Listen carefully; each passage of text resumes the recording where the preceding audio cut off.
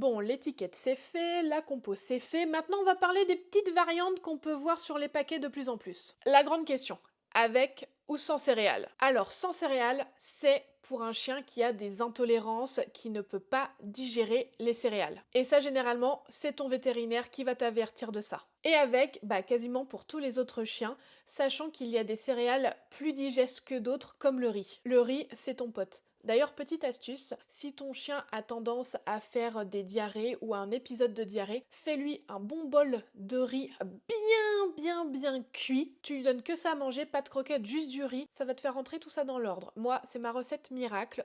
Quand j'ai l'un ou l'autre qui a un petit épisode de diarrhée, le riz, c'est ton ami. Il y a aussi le cas des croquettes véganes. Alors, oui, uniquement sous un suivi veto drastique. Pas juste parce que c'est tendance, ni parce que t'as envie que ton chien devienne influenceur tofu. Le chien, ça reste un carnivore à tendance opportuniste, comme le loup, je vous rappelle quand même qu'il descend du loup. Je pose ça là, parfois une petite piqûre de rappel, ça peut ne pas faire de mal. Et pour le gluten, pareil, le gluten, c'est pas le diable.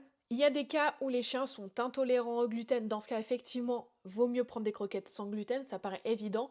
Mais globalement, c'est comme chez les humains, le gluten, la plupart des chiens le digèrent sans problème. Le jargon marketing te donne des migraines pas possibles. Dans ce cas, je te donne rendez-vous dans la partie 4 pour enfin tout comprendre.